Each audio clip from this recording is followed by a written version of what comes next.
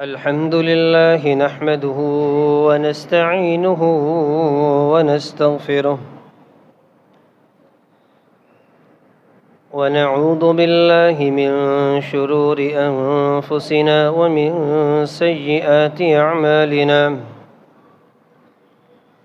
من يهده الله فلا مضل له ومن يضلل فلا هادي له، وأشهد أن لا إله إلا الله وحده لا شريك له، وأشهد أن محمدًا عبده ورسوله.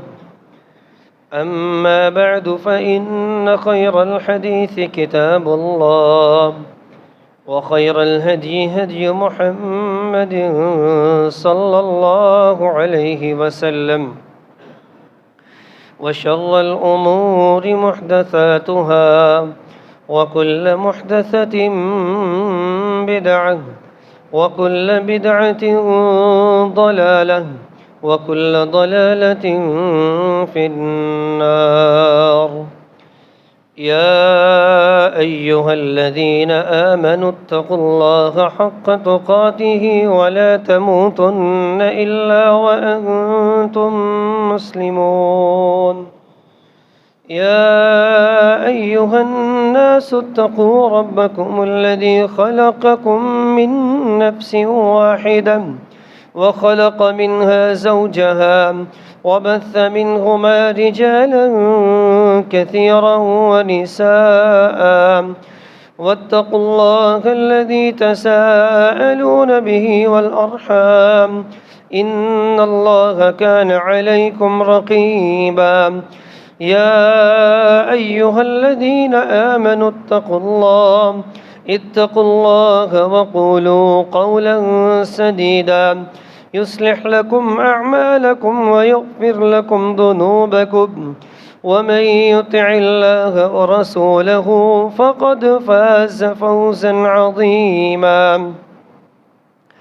اللهم صل على محمد وعلى آل محمد كما صليت على إبراهيم وعلى آل إبراهيم إنك حميد مجيد. اللهم بارك على محمد وعلى آل محمد كما باركت على إبراهيم وعلى آل إبراهيم إنك حميد مجيد. رب اشرح لي صدري ويسر لي أمري واحلل عقدة من لساني يفقه قولي. رب يسر ولا تعسر وتمم بالخير. أعوذ بالله السميع العليم من الشيطان الرجيم، من همزه ونفخه ونفثه. بسم الله الرحمن الرحيم. وأنكحوا الأيام منكم والصالحين من عبادكم وإمائكم إن يكونوا فقراء يغنهم الله من فضله والله واسع عليم.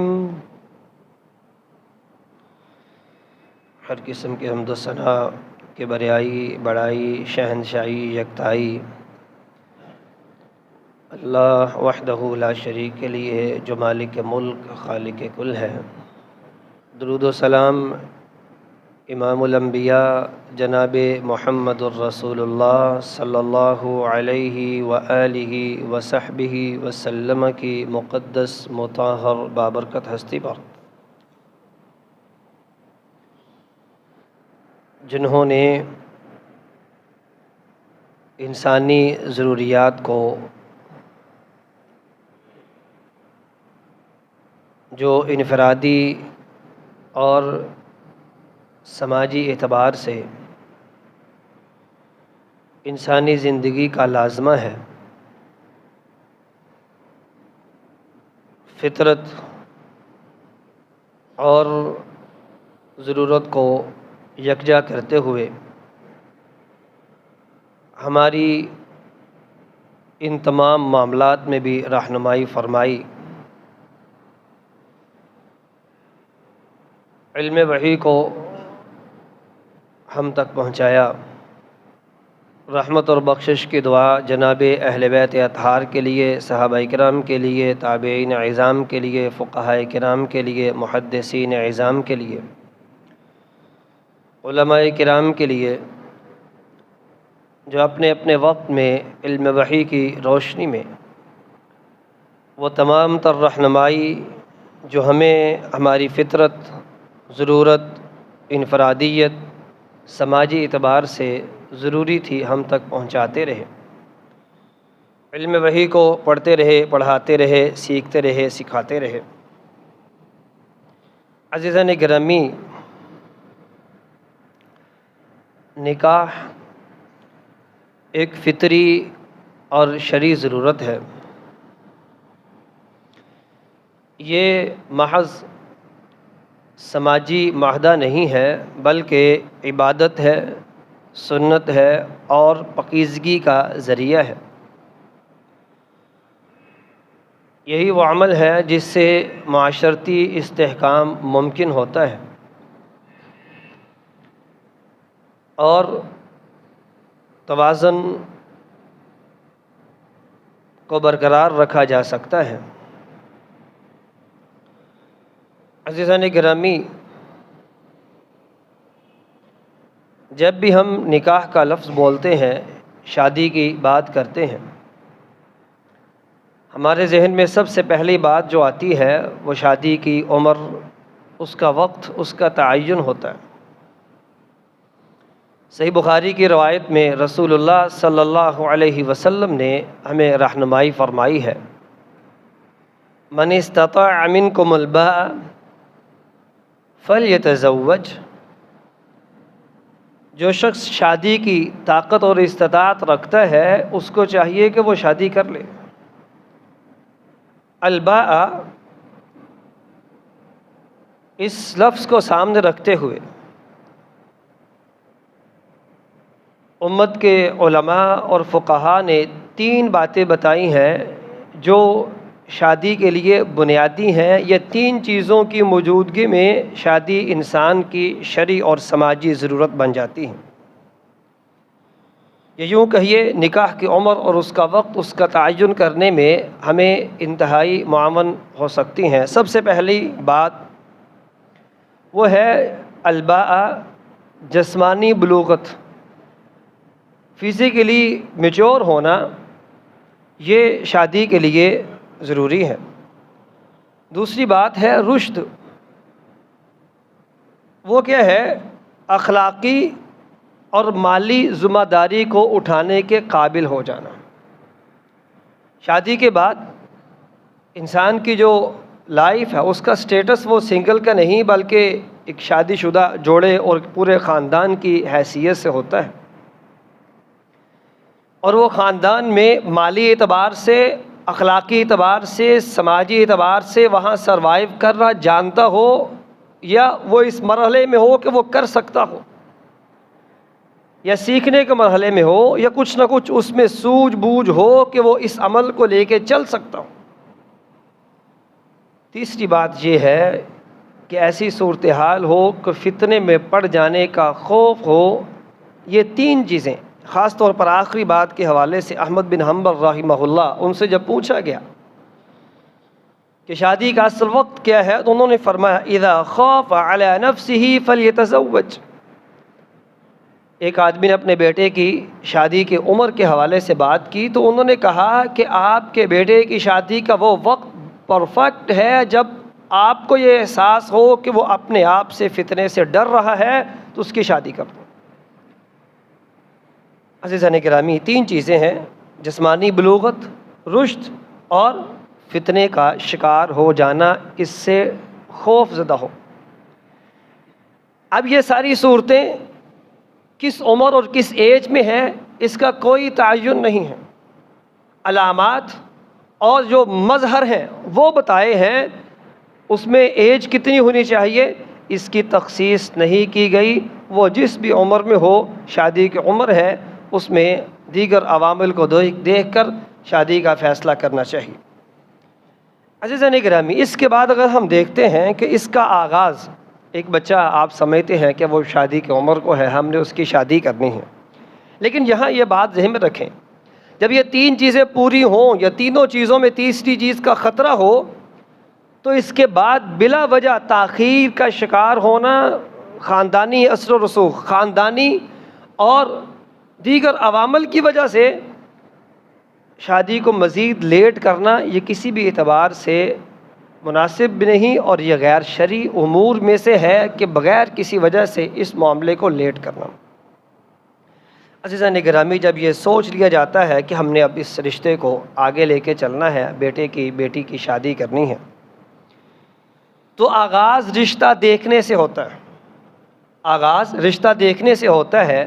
گزشتہ سے پوستہ ہم نے بات کی تھی اس حوالے سے، اس بات کی طرف اشارہ کرتے ہوئے اپنی بات کو آگے لے کے چلیں گے۔ اس کے حوالے سے حکم یہ ہے، فَاظْفَرْ بِذَاتِ الدِّينِ تَرِبَتْ يَدَاكَ، آپ نے یہ احکامات بیان فرمائے اور حکم دیا، ہمیں تعلیمات دی کہ یاد رکھنا، ادھر ادھر نہ بھٹکتے رہنا، دین کو ترجیحی بنیادوں پہ رکھنا، اور اس نظریے کے ساتھ اور اس فہم اور اس سوچ کے ساتھ اپنے بیٹی کے رشتے کی تلاش میں نکلنا کہ دین تمہاری ترجیحی بنیادوں پہ ہو، باقی عوامل زندگی کے وہ ساتھ ساتھ رہیں گے، لیکن دین کو کسی بھی اعتبار سے اس کو ثانوی حیثیت نہ دینا۔ عزیزان گرامی، لیکن جب رشتہ دیکھنے جاتے ہیں تو سب سے پہلی خرابی اور پہلا نقصان دہ امر جو ہمارے معاشرے میں پایا جاتا ہے وہ ہے مادیت، دنیا داری کا سر چڑھ کر بولنا۔ دیکھیں، دنیا داری کا یہ مطلب، اس جملے کا مطلب یہ نہیں کہ انسان دنیا سے بے رغبت ہو جائے، رہبانیت اختیار کر لے، یہ مطلب نہیں۔ مادیت کا مطلب یہ ہوتا ہے، دنیا داری کا سر چڑھ کر بولنا یہ ہوتا ہے کہ انسان کی نظر اسی بات پر رہے اور اس کو کچھ نظر ہی نہ آئے۔ ایک صاحب مجھے بتانے لگے، بیٹی کا رشتہ دیکھنے آئے ہیں تو انہوں نے آ کر بیٹی کے بارے میں، اس کے حوالے سے اس کی تعلیم اور دیگر امور کے بارے میں کوئی سوال نہیں، آپ کی جائیداد کتنی ہے، فلاں فلاں فلاں، یہ سارے سوالات۔ یہ ہے دنیا داری کا سر چڑھ کر بولنا، ظاہری چمک اور دمک، دولت، ڈگری، تعلیم اگر حاصل کی ہے، اس کا مطلب یہ ہرگز نہیں کہ اس تعلیم کی بنا پر آپ اب اس کو وجہ اسٹیٹس بنا کر اس کو آگے لے کے چلیں، اور پھر یہ ڈگری آپ کے لیے دیگر جہاں بہت سے آپ کو فائدے کے اسباب مہیا کرے، وہاں آپ کے لیے نقصان دہ بھی ثابت ہو۔ اور عزیزان گرامی، اس میں کوئی شک نہیں، جب انسان تعلیم لے لیتا ہے، اس کی خواہش اور چاہت ہوتی ہے اس کا لائف پارٹنر اس کے ہم آہنگ ہو، مزاج شناس ہو۔ یہ باتیں اپنی جگہ پر اسلام کے مزاج میں بالتعیین اور بہترین طریقے سے شامل ہیں۔ ہم جس بات کو یہاں بیان کرنا چاہ رہے ہیں وہ یہ ہے کہ انسان اس بوت کو سوار کر لے اور اس بنیاد پر بہت سے رشتوں کو، جو بہت سے مناسب اور بہترین رشتے ہو سکتے ہیں، ان کو ٹھکراتا چلا جائے، اور پھر جائیداد، سٹیٹس، اور اس کے ساتھ ساتھ والدین کی طرف سے غیر ضروری توقعات۔ ظاہر بات ہے، جب ہم ان ساری چیزوں پر جائیں گے تو پھر باتیں کیا ہوں گی، توقعات کیا ہوں گی، وہ اخلاقی اور دینی نہیں ہو سکتی۔ وہ توقعات پھر انسان کے لیے وہی ہوں گی جو دنیا داری میں انسان کو سر چڑھ کر بولنے پر، سر چڑھ کر رہنے کے لیے انسان کے لیے ضروری ہوتی۔ اور عزیزان گرامی، اسی طرح دوسری خرابی، دوسرا تکلیف دہ امر وہ ہے طبقاتی تقسیم۔ اس میں برادری میچ نہیں کرتی، اور سب سے بڑھ کر ہماری کلاس میچ نہیں کرتی، بزنس کلاس، اکانومی کلاس اور دیگر جو ہم نے خود سے اپنی کلاس کو جو سیٹ کر رکھا ہے، جب یہ سلسلے میچ نہیں کرتے تو پھر عزیزان گرامی بات کہاں سے کہاں تک پہنچتی ہے اس کا اندازہ ہم سب کو ہے۔ اگر ہم اس کی مثالیں پیارے رسول صلی اللہ علیہ وسلم کی زندگی سے اور آپ کے بعد صحابہ اور دیگر ہمارے سلف صالحین کی زندگیوں سے لیں تو زندگیاں بھری پڑی ہیں۔ سب سے بڑی مثال اور کیا ہو سکتی ہے کہ رسول اللہ صلی اللہ علیہ وسلم اپنے آزاد کردہ غلام منہ بولے بیٹے زید بن حارثہ رضی اللہ تعالی عنہ کی شادی قریش کی شہزادی آپ کی پھوپھی ذات زینب بنت جحش سے کر رہے ہیں۔ یہ ایک ایسا منظر نامہ تھا جو عرب نے شاید کبھی دیکھا، اس معاشرے میں عرب میں اس طرح کا کبھی منظر نامہ نہیں دیکھا گیا تھا۔ ایک آزاد کردہ غلام، اس کی شادی قریش کی شہزادی سے ہو، یہ نہیں ہو سکتا تھا، لیکن آپ صلی اللہ علیہ وسلم نے سارے فرق کو مٹا کر ایک بہترین مثال قائم کی۔ لیکن اگر ہم دیکھتے ہیں حالات حاضرہ میں، دو فیملیاں، دونوں لڑکا اور لڑکی ایک دوسرے کے اخلاق اور دیگر امور اور معاملات میں بالکل میچ کر رہے اور بالکل اپنی جگہ پر قائم اور دائم ہیں۔ لڑکی کا والد لڑکے کے والد کے پاس آیا ہے رشتہ داری کو اس جوڑنے کے لیے، لیکن لڑکے کا والد اس لیے جواب دے دیتا ہے کہ ہماری برادری ایک نہیں ہے، اور پھر لڑکا خود کوشش کرتا ہے اپنے والد صاحب کو منانے کی، منت ترلا کرتا ہے، باپ کی طرف سے ایک ہی جواب تھا، اگر تم نے میرے ساتھ رشتہ جوڑنا ہے تو پھر اس رشتے کو بھولنا پڑے گا، یا اس رشتے کو رکھو یا اس رشتے کو رکھو۔ ایموشنلی بلیک میلنگ، یہ جو ایک سلسلہ کار ہے ہمارے معاشرے میں، سبب صرف ایک، بات صرف ایک، ہر چیز موافق ہے، بات صرف ایک ہے، ہماری برادری نہیں ہے۔ عزیزان گرامی، اس طرح کی بہت ساری چیزیں ہیں۔ رسول اللہ صلی اللہ علیہ وسلم نے فرمایا دعوها فإنها منیۃ، آپ صلی اللہ علیہ وسلم نے فرمایا تھا اس فخر کو، اس نسب پر فخر کرنے کو چھوڑ دو، یہ کوئی اچھی چیز نہیں ہے۔ اور ساتھ ہی آپ صلی اللہ علیہ وسلم نے قرآن مجید میں اس بات کا اعلان فرمایا ان اکرمکم عند اللہ اتقاکم، اور تقوی کیا ہے، ساتھ آپ سلف صالحین اس بات کو بڑے زور سے بیان کرتے، التقوی لا النسب ولا المال، وہ نسب اور مال کی وجہ سے نہیں آتا، وہ اللہ سے تعلق جوڑنے سے آتا ہے۔ تو عزیزان گرامی، اس کے ساتھ ساتھ رشتہ دیکھنے میں ہم بات کر رہے ہیں، آغاز رشتہ دیکھنے سے ہوتا ہے۔ سب سے پہلی بات یہ ہے، رشتہ دیکھنے جائیں تو مادیت کی بجائے دنیا داری کے بھوت کو سوار کیے بغیر رشتہ دیکھیں۔ دوسری بات یہ ہے، طبقاتی تقسیم، اس سے دور رہیے۔ تیسری جو خرابی ہے ہمارے معاشرے میں پائی جاتی ہے وہ ہے بے احتیاطی۔ ابو داؤد کی روایت ہے، رسول اللہ صلی اللہ علیہ وسلم فرماتے ہیں اذا خطب احدکم المرأة، جب ایک آدمی کسی لڑکی کی طرف نکاح کا پیغام بیچتا ہے، ہمارے ہاں جیسے والدین اور بڑے پیغام لے کے جاتے ہیں، فَإِنِ اسْتَطَاعَ أَن يَنظُرَ مِنْهَا إِلَى مَا يَدْعُوهُ إِلَى نِكَاحِهَا فَلْيَفْعَلْ، وہ لڑکی جس سے واقعی شادی کرنے کا ارادہ ہے، واقعی شادی کرنے کی نیت سے رشتہ لینے کے لیے گئے ہیں، اگر ممکن ہو سکے تو اس کو دیکھنا چاہے تو وہ دیکھ سکتا ہے۔ یہاں کیا ہے، دوسری روایات کو بھی شامل کیا جائے، دیکھ سکتا ہو، ممکن ہو تو دیکھ لے، دوسری بات یہ ہے ضرورت ہو تو دیکھ لے۔ گویا کہ جس سے شادی کرنی ہے واقعی اس کو دیکھنے کی دو صورتیں حدیث میں بیان کی گئی، ایک تو ممکن ہو، دوسری بات ہے ضرورت ہو، اور اس کو دیکھ لینا چاہیے۔ رسول اللہ صلی اللہ علیہ وسلم نے اس کی اجازت دی، لیکن اجازت کا مطلب کیا ہے؟ مطلب یہ ہے کہ پروفائل کے نام پر لوگوں میں تصاویر بانٹی جائیں اور درجنوں لوگوں کے ہاتھوں سے وہ تصاویر گزاری جائیں، ہماری گھروں کی بیٹیوں اور بہنوں کی تصاویر کو اس طرح گردش میں لایا جائے، یہ اس اجازت کا ہرگز مطلب نہیں۔ اور عزیزان گرامی، آپ اس بات کو بخوبی جانتے ہیں، واٹس ایپ گروپس اور موبائل ایپس پہ جس پہ دیکھنے والے سینکڑوں لوگ ہیں، وہاں پر یہ ساری کی ساری پروفائلز کے نام پر تصاویر جو ہمیں بالکل آسانی سے لوگوں کو اویلیبل ہے، ہر بندہ اس کو جا کے دیکھ سکتا ہے۔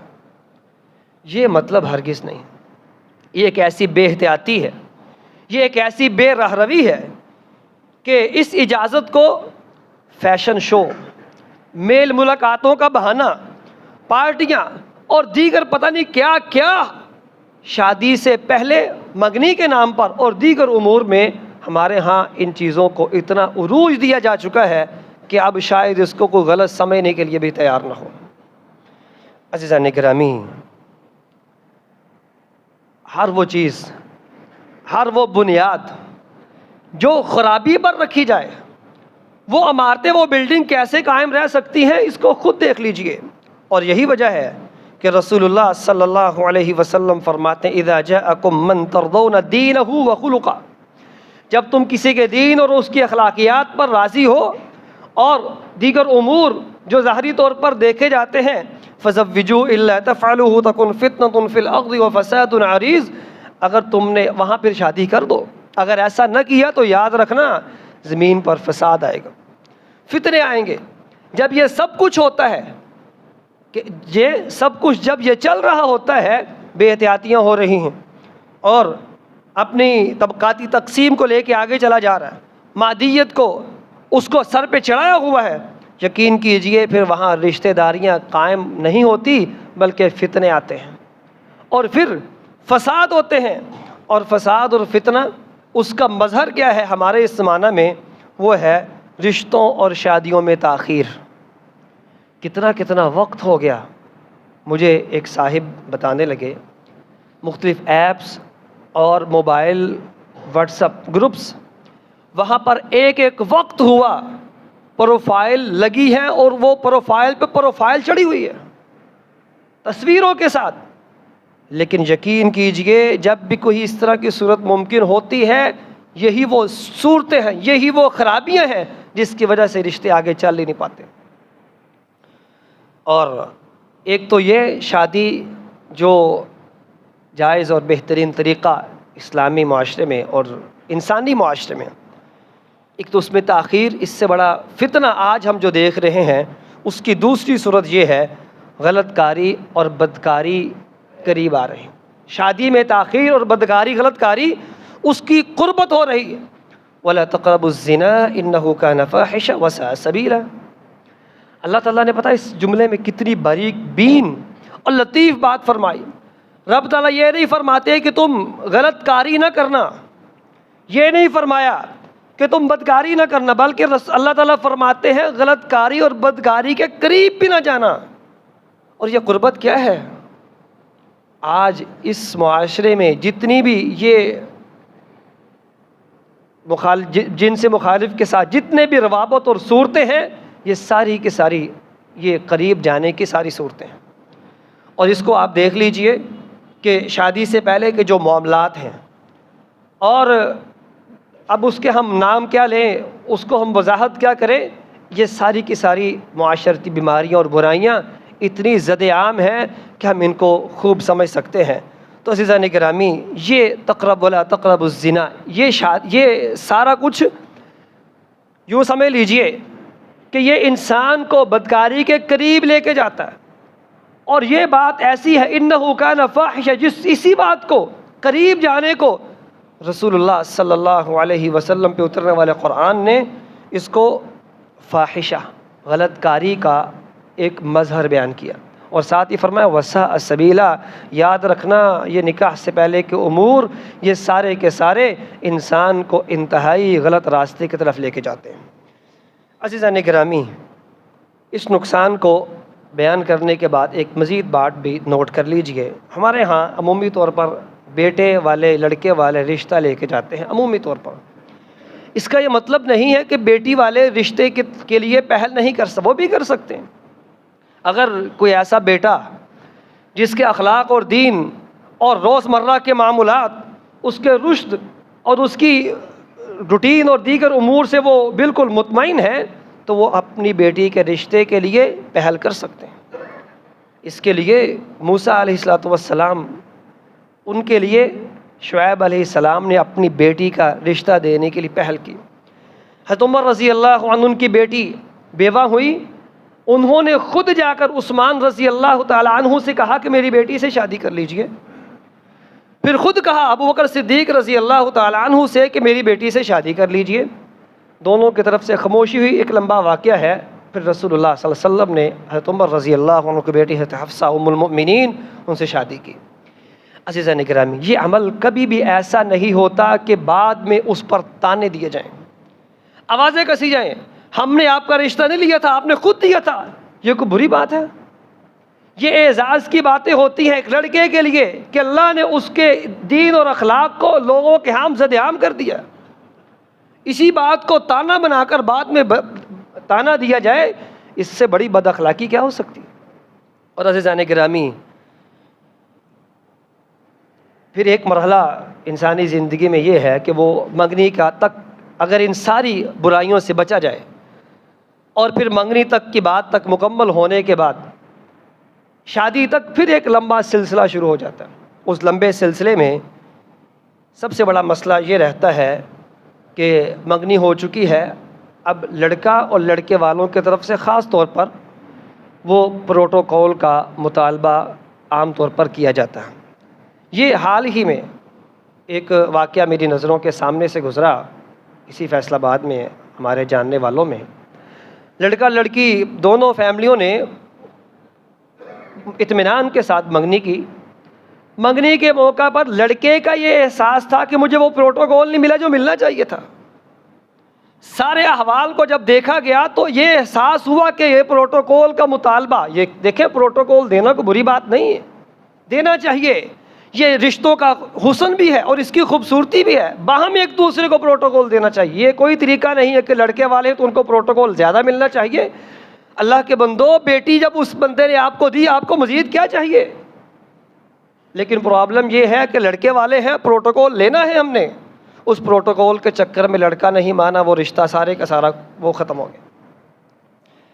اس کے ساتھ دوسرا مرحلہ وہ ہے بالتکلف تحائف کا تبادلہ، منگنی سے لے کر پھر شادی تک، عید، دیگر گرمی سردی اور دیگر امور میں پھر یہ تحائف کا تبادلہ۔ دیکھیں پھر وہی بات ہے، تحائف ایک دوسرے کو دینے سے محبت بڑھتی ہے، لیکن ہم ان تحائف کی بات کریں جو بالتکلف ہے، صرف رواج کے طور پر یہ آ گیا ہے اور یہ کیوں نہیں آیا، ہم یہ دے رہے ہیں ہمارے پاس یہ کیوں نہیں آیا، پتہ نہیں کیا کچھ ہے ہمارے معاشروں میں۔ منگنیاں ٹوٹنے کی سب سے بڑی وجوہات میں اگر دیکھا جائے تو یہ سب سے بڑی وجہ ہے کہ بالتکلف جو سلسلے کار شروع کر دیے جاتے ہیں، بسا اوقات ان میں انسان میں کوتاہی ہوتی ہے، نقصان کیا ہوتا ہے، وہ رشتے وہیں درے کا درے رہ جاتے ہیں۔